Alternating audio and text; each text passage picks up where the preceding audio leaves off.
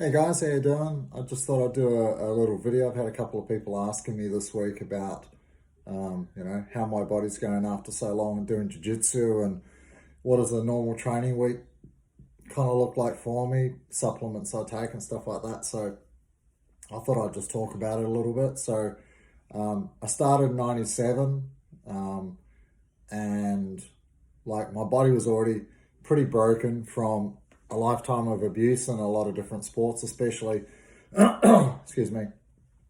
I was a professional downhill mountain bike racer for nearly 10 years before I started Jiu Jitsu. So I had a lot of concussions from that.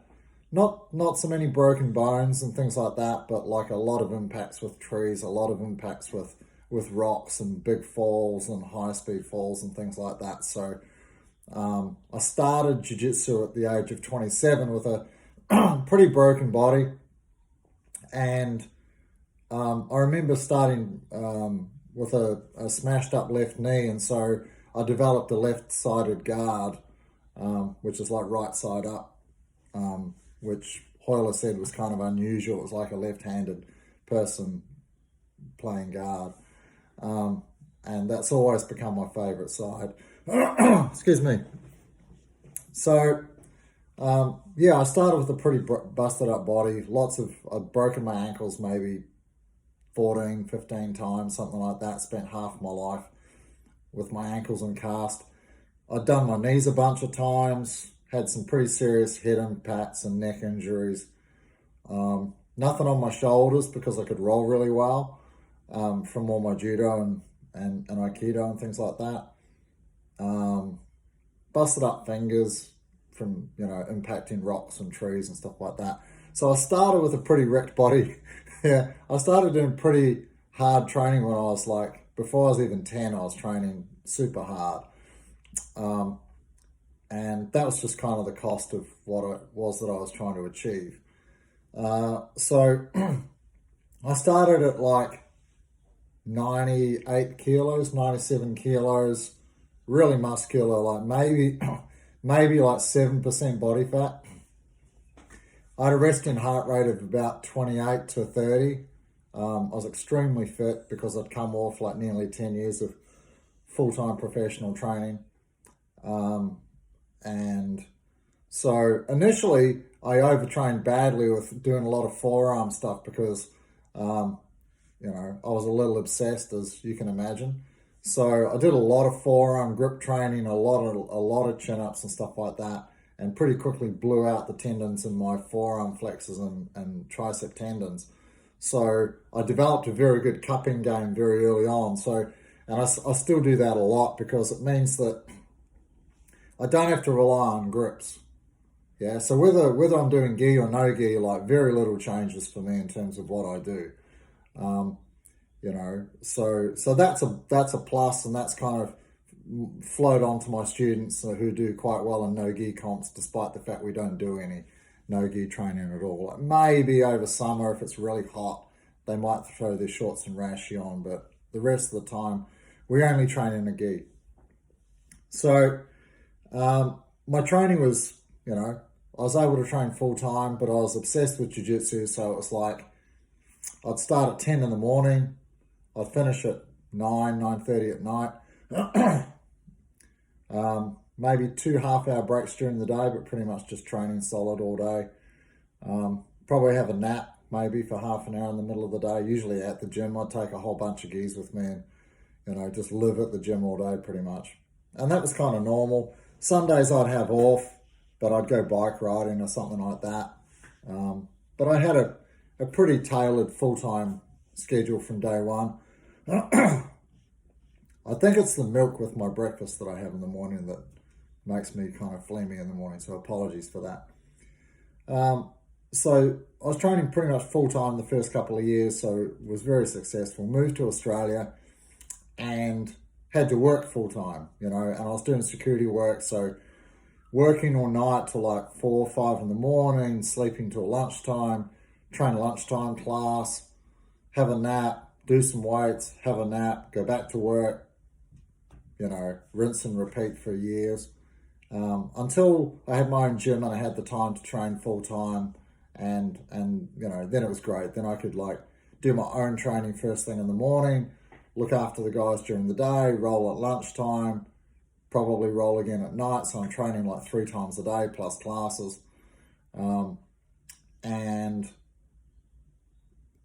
yeah, got some, had some knee injuries. Ironically, almost always from white belts, like big white belts. Just joined the gym with, one guy was like a wrestling guy, and I was literally we were just drilling during class, and he just drove into me on a weird, silly angle and destroyed my knee. So most stuff has come from that. The only injury I've suffered, like competing, was my lower back, and that wasn't like a major thing at the time. It was kind of like cracking a knuckle in my lower back. That's what it felt like. But then that went on to become quite a serious injury that, eventually I couldn't even walk from and needed surgery for. So that kind of sucked. So I was fine until I busted my neck. I broke the C2 and 3, nearly paralyzed myself in 2007, just before my black belt grading. There was no indication anything was wrong. Like it was very loud kind of snap at the time, but like felt fine. And then it was like 6 weeks later I'd been mountain biking, and then it became quite a serious injury, and for sure threatened my jiu-jitsu. I couldn't roll or anything like that properly for a couple of years. I had to keep teaching because like I was the only coach at the gym. So that was tricky, but eventually recovered from that. Then injured my lower back. Again, me going out trying to fight giant guys, double my size kind of stuff, trying to test myself and doing silly things like that. Then I wouldn't say I had time off the mat. I kept training all the time. Well, not training all the time. I'd be on the mat like twice a week. I had mats in my garage. Guys would come around and beat me up at home and stuff like that. And I couldn't walk very well, but I could like roll around on the mat. I couldn't use my legs very much. So that's why I've developed like quite a strong hand fighting game. It took a long time. It took probably 4 years or something before I could kind of get back on the mat and sort of semi kind of do stuff properly again. But it was during that period that I realized how passionate I am about teaching. I've always loved teaching martial arts. I've always enjoyed doing it. It's always been 50-50 for me, yeah? And so moving primarily into a coaching role, and rather than like a competing or rolling or fighting kind of role, for me it's just as enjoyable, and I'm just as passionate, if not more passionate than, fighting. And so I study coaching, I study motivation, leadership, psychology, all these sorts of things. I look a lot into early childhood education and stuff like that because I train a lot of kids. So, the other day I spent 3 hours just looking at like how to be a better parent. Although I'm not a parent to my own kids, like I'm in a parenting sort of role as the coach. So it was really, really interesting, and I always learn a lot from this sort of stuff, and that translates to me helping my coaches who are primarily helping me with the kids' classes. So my job is to make my coaches, awesome. I want them to be amazing. I don't want, where a lot of academies will just like grab a random blue belt and get it and just throw them in amongst the kids, and the kids are out of control, and there's no definitive program, there's no definitive curriculum.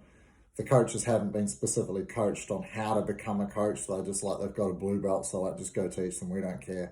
I'm the total opposite. I spend years and years and years and invest in my coaches heavily to be able to even just take the warm up. Yeah. So I'm very, very fussy with that, and that shows in the success of our kids program. So now I'm 54, just turned 54 the other day. And so typically I'll get up 6:30, something like that, 6:30, depends on the temperature. Over summer it's very hot here, so I'll get up early, 4:30. Usually take the dog for a walk. That'll warm my body up for like half an hour. Come back, I'll do maybe half an hour to 40 minutes yoga and stretching, and maybe some core work. Breakfast is usually muesli and bananas with a little bit of honey on it. Then I'll go mountain bike, or I'll go do weights, or often I'll go train at a friend's academy around 10. So that'll go through to like lunchtime. Have lunch. Lunch is usually vegetables and chicken or meat or something like that. Maybe a couple of bananas, maybe a can of creamed rice, something like that. In the morning, I always have a couple of vitamin C tablets, multivitamins, fish oil tablets, that sort of stuff. I try and avoid taking any sort of pharmaceuticals unless I'm in a lot of pain. Then I might take some anti-inflammatories. I refuse to take any painkillers after what I went through with my back. So pretty much anything I will take other than pharmaceutical pills. I'm not a fan of that at all. And then I'll have a little nap for half an hour, 40 minutes after lunch. And then I'll do more stretching, yoga kind of stuff, a little bit of core work around about 2:30, because I'm going to have kids class in a couple of hours, and it's murder on your body. much harder than taking the adults you can just demonstrate and they go away and do it. With the kids, you have to be like really involved. Hence why I've got my coaches who do the warm-up for me, so I don't have to destroy my body like running around the room like a maniac and doing all the break falls constantly, which hour after hour after year after week wears on your body horrendously. And even like training with the kids is hard on your body, because like they're like tiny, right? So if they're going to throw you, you have to roll, you have to do everything kind of for them. And it makes it a lot harder on your body, because if I get thrown by someone who knows how to throw, there's no effort on my behalf. All I have to do is land correctly, and that's fine. There's no problem there at all. But when it's a little kid and you have to literally throw yourself over this, 60 centimeter object and land on the floor in a heap so that they can practice the throw. They practice with each other, but especially for the pythons that are like 4 to 7, I don't get them fighting each other, because it's really easy for kids that age to like develop like stuff between each other, and I don't want that. I like them to come out and throw and kind of beat up on the coaches a little bit, and that's kind of confidence inspiring for them, and it's a lot of fun for them. They come out like, yeah, we're going to fight the coaches, we're going to get the adults, and they will cheer each other on, and it's a lot of fun for them. The anacondas that are like 8 to 12, they can fight each other. We do super fights, we do King of the Hill, we do stuff like that. It's a lot of fun. But the young kids, for sure, it's hard on your body doing all the falling and all the crazy exercises and stuff. And even just being a tree for them to climb around is hard on your body after a while.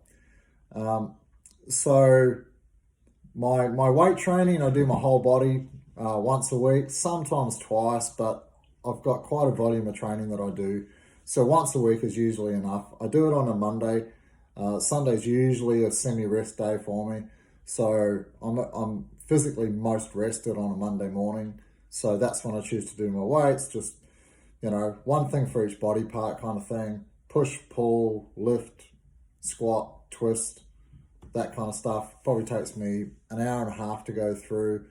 I do my whole body, calf raises, seated calf raises, just like one exercise for each body part. Real simple. Like for the most part, it depends on my body, because like my lower back's pretty knackered, so I can't do any heavy weights and squats or deadlifts or anything like that. So I tend to choose exercises that stress those muscles without loading them with heavy weights. So I'll do lunges, for example. I'll do a lot of balance orientated things, so that the balance orientation, having to balance my body makes it harder on my muscles without adding extra weight on top of it. So I'm trying to avoid compression all the time, because my spine's pretty knackered. So I do that. Sometimes I go running. I used to run a lot. I really enjoy it. So I can go out and run for 90 minutes to 2 hours pretty much whenever I feel like it. I seem to have the right genetics for endurance kind of stuff, so I like doing endurance kind of activities. I like to keep it fresh. Sometimes I'll spend a whole month riding. almost every day. And then I kind of get over that a little bit. So I'll start running, then I'll start running like most days.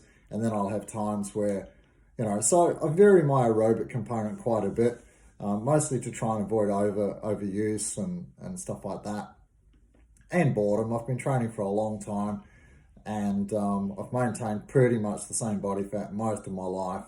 I'm like 78, 79 kilos for 15 years or something now, 18 years. So, yeah, I do a lot of aerobic training, a little bit of weight training, roll maybe like once a week, sometimes twice, trying to minimize that as much as I can. I really enjoy it, but like I've got a dodgy neck at the moment, and I've got to really look after that because I want to be on the mat until I'm 80. So learning from those who have gone before me and seeing what they've gone through, like typically what will happen with high level guys, high level black belts, you'll get knee injuries, for example, so you can't use your guard so effectively. So then people end up passing your guard a lot. So then you end up with like neck injuries and shoulder stuff because you're constantly defending your neck, and your shoulders and then you start getting like a lot of injuries around your neck and shoulders because you're constantly doing that because your legs aren't working. It's difficult when you're really super passionate about doing it, but you're restricted. So this is where like self-discipline comes in, and you have to really, be smart. You have to train smart for yourself so that you have longevity, and also for your students, because you want to be there, as the head coach. No doubt in the future I'll hire other black belts to coach at my gym and stuff like that. But for now it's me and a couple of blue belts, and we're doing an awesome job.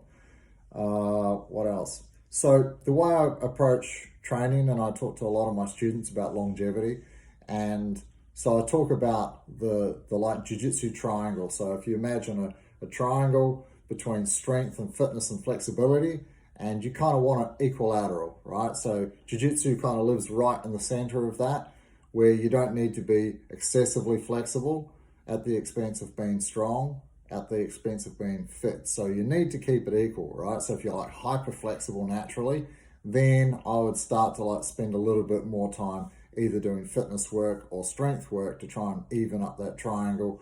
If you're naturally kind of strong, you come into the art as like a bodybuilder or weightlifter and stuff like that, then it would probably pay to work on mobility, flexibility kind of stuff, and your fitness if those happen to be lacking. Equally, if you come in as a marathon runner, right, then that's awesome, like you're really fit, but are you like sufficiently flexible so that you're going to avoid injury? Are you sufficiently strong so that you can avoid injury? And so if you can, especially for people over like 40, then it's not about so much like improving all of this stuff, like, yeah, if you're a little bit overweight, then do a bit more fitness work to get your body fat under control so that you're healthy. But most of the time, I don't want to see people doing silly things and, training like 6 days a week, and then, like it's not going to be sustainable. It's going to lead to injuries. So I guess my students learn a lot from me because I've kind of been there before. I'm kind of older and I'm all broken and battered. So I'm a perfect example as to kind of what not to do for the most part. So trying to encourage them to be balanced in their training, to have healthy habits, as adults and stuff like that. Alcohol can play a really big factor. I never used to drink at all. And then I was like most people, I'd have a few beers on the weekend, nothing too crazy. Sometimes crazy, but like that's life, right? But then maybe 3 months ago, I just kind of stopped. Not for any particular reason, I just stopped. And within a week, my body felt incredible. My recovery was amazing. My sleep was incredible. And I was just like, wow, like I wasn't really expecting that. It wasn't like a decision. It just sort of happened. And so then I'm like, well, I thought back to when I was in my like late teens, early 20s, when I was like super athlete guy and I never ever drank. And I'm like, I could just train like a machine back then. So I was like, I'll just kind of stick to this. And so I think I've had like 2 beers in 3 months. You know, we were away on a holiday. Adele and I had some wine with our dinner, for example. But even that, I felt it like the next day, like my body wasn't quite right. And yeah, you don't realize that your body's not optimal. Yeah, you don't realize how much it's affecting you until you get rid of it. And so I was like, oh, okay, well, this is kind of the new me now. And I really like it. I don't shove it down anyone's throat. But if you're over 40 and you've got a few niggly injuries and, you know, like maybe you've got a little bit of belly fat that you want to get rid of and stuff like that, and your diet's pretty dialed and you're training like 4 or 5 times a week doing different things, then maybe it's something to look at, because it definitely affects you. You don't realize, you know, like just how kind of foggy you are and how sluggish your body is as a result of the alcohol metabolism and stuff like that. But yeah, I've definitely noticed a huge benefit to that. So I'm going to stay on that train for sure. As I said, supplements wise, just some B vitamins and vitamin C tablets and fish oil, nothing crazy, and not on any TRT. Wouldn't mind some stem cells when I can afford it. So yeah, that would be amazing. You know, I'm definitely looking at that in the future when I get a few dollars together. That would be incredible. So that's my training regime. My body's pretty knackered. Pretty much my whole spine has got bone spurs all the way through it, and prolapse this and bulge that and things like this. My left knee's got a bucket tear in the meniscus. This is like the 40th week since I pinged it, and I was doing nothing. Like I was literally lying on another student talking during class, and my knee just popped. So I had no idea. I don't know what led up to that. I don't know what caused it. I was literally just lying there talking and went to move and my knee went pop. So that was weird. That's the first time that's happened. So I've been having to nurse that. I've got a tendon that's kind of unattached, kind of a thing going on my left wrist that probably needs surgery. But you know, that's what you get when you spend your whole life doing like super high performance sport at a very high level. And you know, I'm talking, you know, like training pretty much like a professional athlete since the age of like maybe 9, you know, just obsessed, you know, like playing tennis like all day, every day, then table tennis all day, every day, running, weight training, swimming, basketball, you name it, I did it constantly. So that's a bit about what this old man's going through, and I love being on the mat. It's awesome being able to make these videos and help people. There's a lot of people that really appreciate the content that I put out. Again, it's not professionally done. I don't have the tech skills to do that. If the sound is off, I'm sorry. I try and pay attention to the comments and where people say. Like I wasn't aware that the text that I put up on top of the some of the videos stays there and blocks the vision. So I found that out this morning. So I'm like, okay, redo the video, put the text in smaller. Of course, you're trying to like capture likes and views and stuff like that by having big catchy titles. But if it blocks the view of the technique, it's not particularly useful, is it? So I'm learning as well and about that kind of stuff. But it's nice being able to pass on some of the things that I've learned in 25 odd years of Jiu Jitsu, and I guess that's the great thing about the internet, is that you can, you know, there's so much information. Sometimes there's almost too much information. Mostly my YouTube channel is for my own students as reference material. So if they're sick that week or whatever, or busy at work and they can't get to training, then at least they can see exactly what we've done that week. They can, you know, like a lot of the families, you know, we have a lot of adults and their kids, so we have whole families training. So they have mats at home. So that way, if the adult is sick or busy, then they can look at the video, they can practice and drill with their kids at home, and they don't really miss out too much. So when they come back, you know, then they can either ask me if we can go back over it, but at least they have the opportunity to see what they missed and use it as reference material. They can make playlists out of it and whatever it is that they want. So it's primarily that. It's not me out trying to make $1 million with advertising on it. That's not the goal at all. Anyway, I hope you found that useful. So my advice for anybody over 40 is get that triangle nicely balanced, be a little bit flexible to help avoid injury, be a little bit strong to help avoid injury, be a little bit fit. Yeah, don't take anything to an extreme. You can vary things a little bit throughout the year, like maybe over winter, you don't want to go out and run and ride so much, so maybe you invest a little bit more inside doing weight training and stuff like that and a little bit more stretching. And then over summer, then it's nice and warm, so maybe then the triangle's going to move a little bit towards the cardio side because it's nice being outside in nature, go running in the forest or hiking or whatever you do, But just even just being aware of that triangle, I think really helps people a lot. So if you've got any questions about training for Jiu Jitsu or anything you'd like to know, just reach out, say good day in the comments. Hey, I have a problem with this. I love helping people, and I want to be able to give you guys what you'd like. Yeah, reach out. Happy to help.